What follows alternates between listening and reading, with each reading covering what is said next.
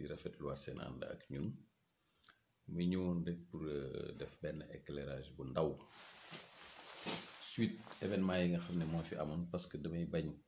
comme ñu bëri dañ may woo te ñi ñu ngi woote di laajte kenn ku nekk bëgg a xam il faut bon ma def vidéo bu ndaw bi parce que tey def ma sans langue du baax mais damay def juste vidéo bi pour expliquer leen ce qui s'est réellement passé mais damay tenir lever toute équivoque d'abord damay tenir leeral lever toute équivoque ci sëñ Bass Abdou Khadre suma xarit la suma sëriñ la je le connais trop bien il me connaît trop bien on n'a pas de problème spécifique on n'a pas de problème particulier je le considère comme mon propre marabout di suma xarit yi nga xam ne sëq nañ lu nekk loolu suñu yëfu bopp la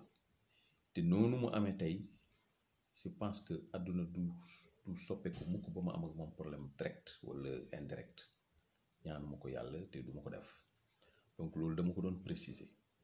mais di préciser nag que ñi nga xam ne ñoo ñëw suma kër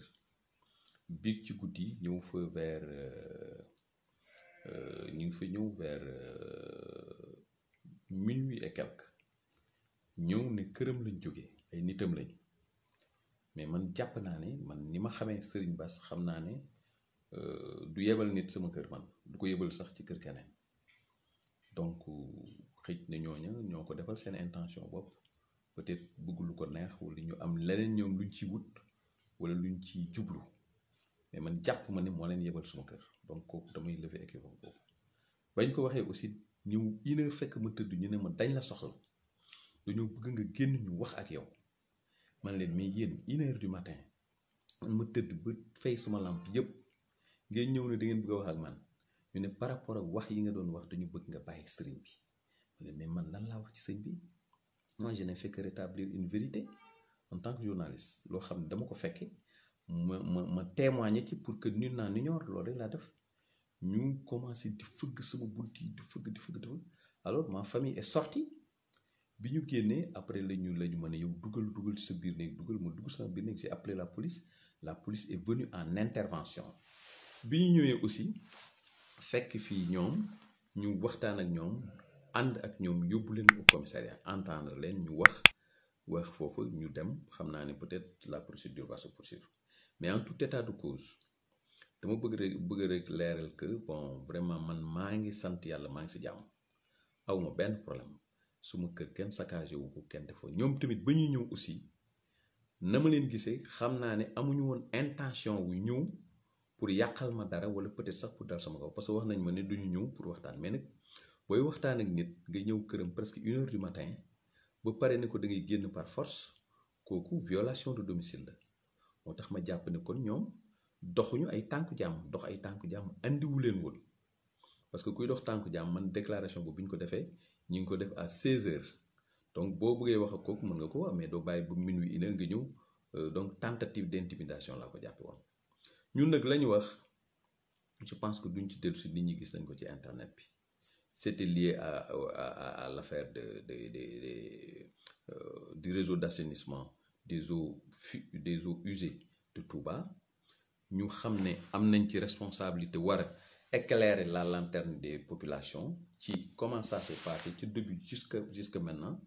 on l'a fait foofu lañ ci yem déggu leen ñu saaga déggu leen ñu offensé déggu leen ñu wax lu ñu war a wax donc ku interpréter suñu wax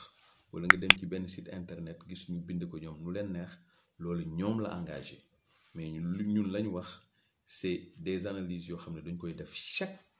samedi dans une radio de la place la en l'occurrence la radio Zik FM di ko def chaque samedi mu tudd gis-gis ñu di ci waxtaane l'actualité locale di décrypter ce qui se passe pour au moins aider les populations à comprendre enjeux yi ak problème yi nga xam ne moom moo am Touba ak Mbacké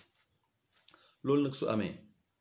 ñun bu ñu waxee ba pare ay nit jóge fële ñëw ñun dañu jàpp ne yeneen intention ñoom lañ am mais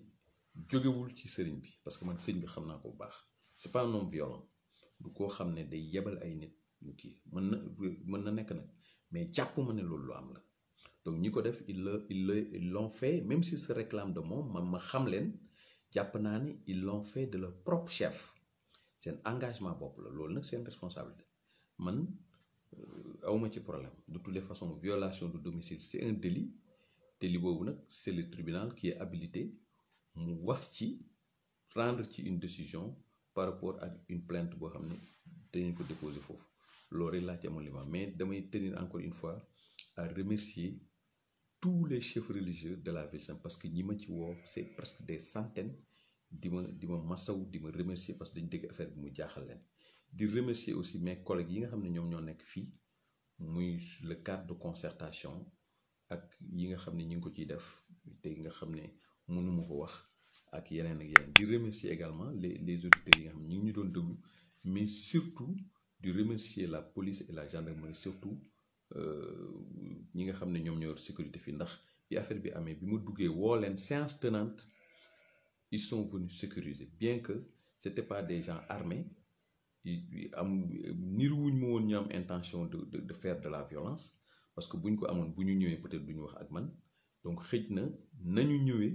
moom moo nekk ñëwuñ boo xam ne boo ko ñëwee kër nit day mel ni danga koy menacer day mel ni danga koy tiital day mel ni da ngay tiital ak njaboot man awma problème peut-être ce que je regrette peut-être c'est ma famille parce que man sama jëmmi bopp lu nekk man attan naa ko lu ne mën naa ko dékku mais ñi nga xam ne seen yoon nekku ci muy une maison familiale nga xam ne mes enfants mes épouses ñoo fa nekk ñëw digg guddi 1h du matin yee samay doom terroriser leen ça c'est une violation de domicile boo xam ne même au regard de la loi nit yoon sax yoon may ko donc loolu il appartiendra à la justice de gérer ça mais encore une fois yàqaluñ ma dara tojuñ sama kër ci dara su amul benn wax yu bëri sax man ak ñoom defuñ ko parce que ay nit interposé wu nañ la police également est venue tout est rentré dans l'eau maa ngi leen di remercier di leen gërëm di leen sant di wax ni que amuñu benn regret boo xam ne dañ koy def ñi ngi sant yàlla bu baax ci li nga yoon bi nga xam ne moom lañ nekk te jàpp ne yoon bu baax la mais damay wax encore une fois que ne yoonu dëgg moom mën nga cee wéet ci début ba waaye lu mu yàgg-yàgg nit ñi dañ lay fekk yàlla nañu si yàlla ak Serigne Touba saxal ci yoonu njub ñu sax ci njub te di ko doxal loolu rek moo am solo leen li ci des yëpp amul solo sax ci njub rek moo am solo parce que nit su la jaayee daraja ak doole yow làq ko suñu borom parce que suñu borom moo ëpp daraja moo ëpp doole man nag awma daraja awma doole waaye am naa ngor am naa dignité dama koy conserver ak fu mu mënti toll maa ngi leen di gërëm di leen sant loolu juste rek laa bëggoon leeral pour vous rassurer di wax encore également une fois que ñi nga xam ne dañuy profité ci ki yaakaar ne j'ai un problème avec Sëñ Bass Abdou Khadre je ne l'ai pas je ne l'aurai pas et je ne l'aurai jamais parce que sequñu lu ñuy amee problème je l'ai toujours considéré comme un frère un marabout mais également un guide point amul leneen ñu sëq lu nekk man ak moom donc kon man mënuma am ak moom problème ñi nga xam ne nag peut-être ñoom dañu am ay bor yu ñuy fay wala dañuy am leneen lu ñu bëgg a def ñooñu moom ils sont libres de le faire mais man li mu waroon def naa ko je pense que bu ma revenir sur ce qui s'est passé damay sant ne ñëpp rek di gërëm ñëpp di leen xam ne maa ngi ci jàmm maa ngi sant yàlla leen jox daje incha allah beneen yoon ci yeneen i jotaay asalaamaaleykum jërë ngeen jëf.